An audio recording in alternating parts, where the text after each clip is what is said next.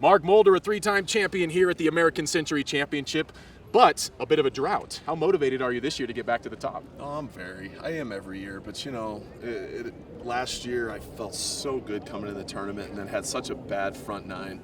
You hear tour players, PGA Tour players say, you can't win the tournament on day one, but you can lose it.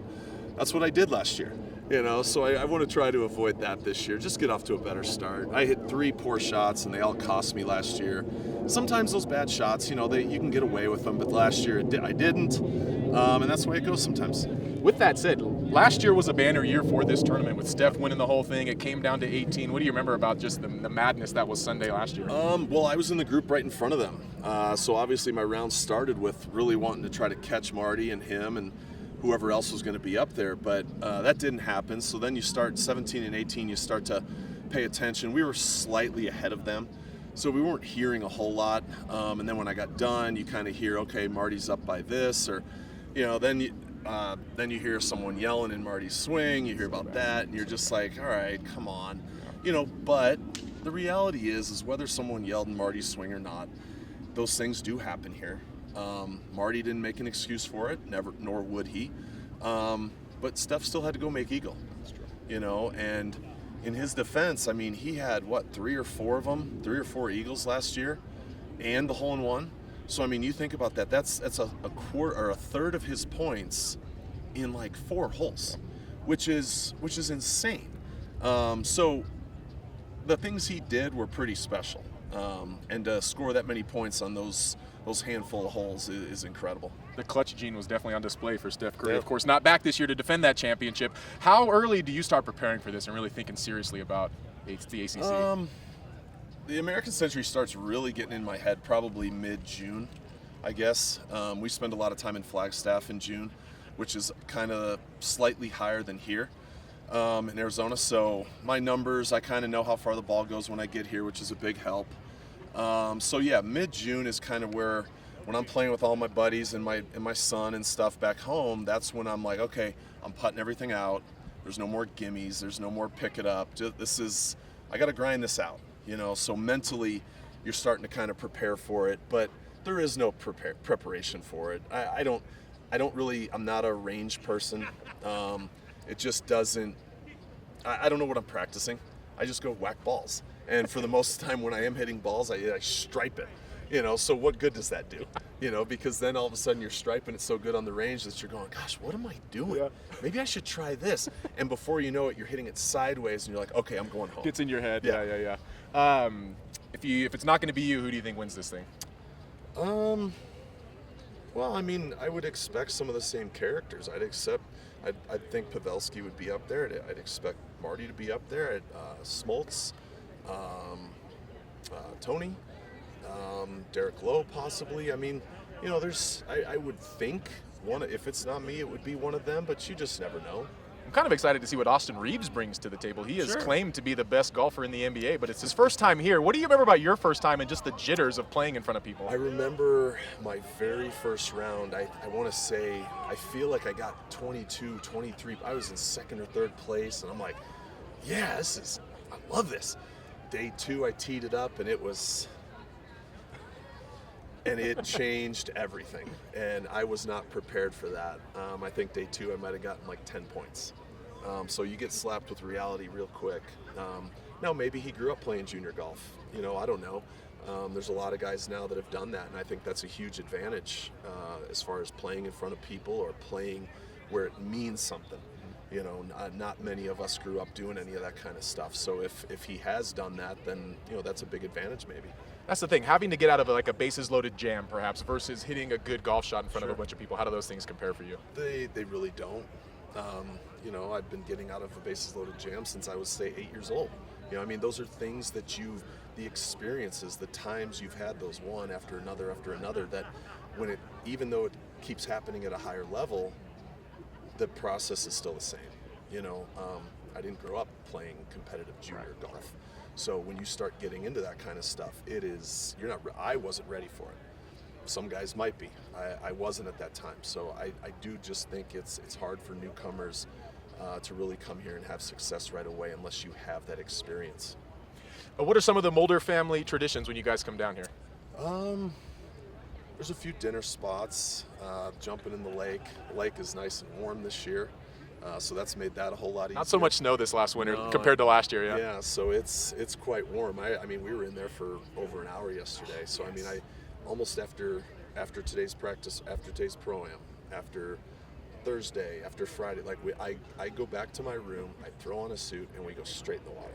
You know, so I mean, that's just kind of become, I don't know. Plus, I'm so hot from the round. I just want to get I want to get into the water anyway. So I think that's probably one of the main ones. That's the ultimate post-round ice bath for sure. Exactly. Let's get a couple baseball questions in if we could. Your thoughts on the Oakland A's wiggling their way to this state and Las Vegas? I think it's really cool. I feel awful for the Bay Area. They lost the Raiders. They lost the Warriors. Now they're losing the A's.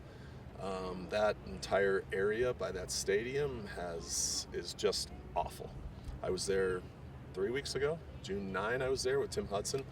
We were doing an autograph thing and kind of like a going away thing. They've been bringing in a lot of alumni, and you know, when you lose when an In-N-Out can't stay in business, you know there's problems. But you know, to be fair, that city, those people that run that area, they've done it to themselves. It's just the truth. Sometimes people don't want to admit that, but they've ruined that area. They've ruined it for all those people, and it's not going to get better with all the teams gone. You know, I mean, the point is no one who wants to hop on the BART to go to a game with their kids.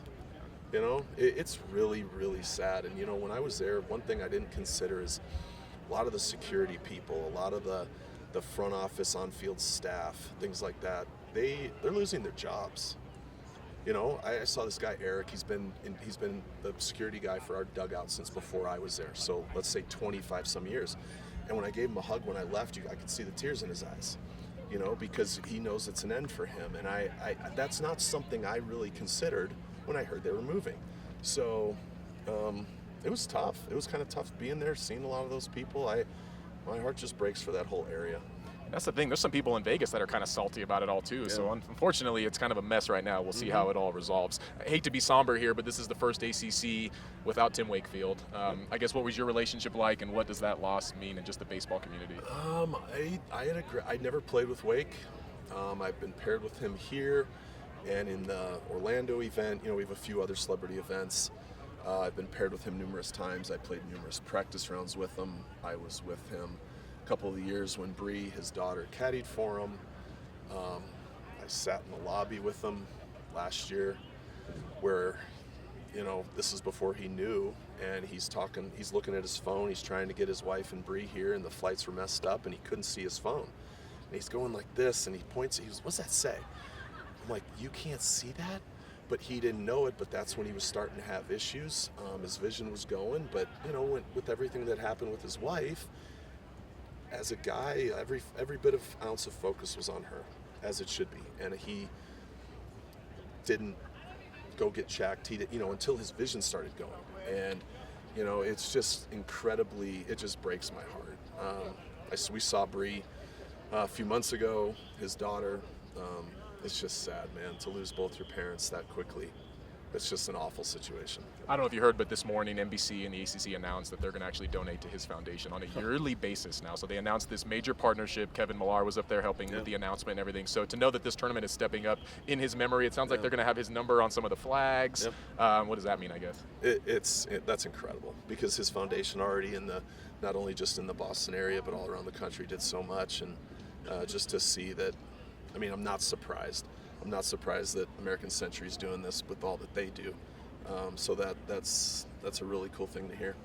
Okay, let me lighten it up really quick with some rapid fire. I can't thank you enough for the time. Dream foursome, you and 3 others, dead or alive. Oh, jeez. You know, right now I would honestly just say my dad and my two boys. That's beautiful. Yeah. Jake Owen said Jesus. Yeah. Well, he's probably right. Favorite golf movie? It's got to be Caddyshack. Yeah, I think it has to be classic. Caddyshack. Person you were always the most excited to see out here? Oh man. Well, you know, it's kind of Urlacher, Roenick, which I don't think he's here this year. I haven't seen him. I don't think he's here. It just depends. There's not one. There's not one, because there's so many of these guys. Sometimes this is the only time you see them, just once a year. So it's kind of hard to pick out just one. I was surprised last year how sweet of a guy Brian Urlacher is. As a Vikings fan, I was always scared of him, but man, he was the nicest guy. I've told people this has to be 8-9 years ago. My favorite round here was me, him, and Roenick. We're coming down 16. I think it's the first year or the second year that I won, and I'm making birdies, and we're chest bumping, and I'm a big guy, and I'm taller than Urlacher, but we chest bump, and I'm going the opposite direction. Yeah. So but it was my favorite round here, because the three of us, I got out ahead of them, and they're like, come on, dude, come on, make some more, and it was just so much fun. That's a great memory. Last one, biggest name in your contact list? Biggest name in my contact, well, probably Timberlake. That's a big one. He's not here. No JT this year. Yeah, he's not here.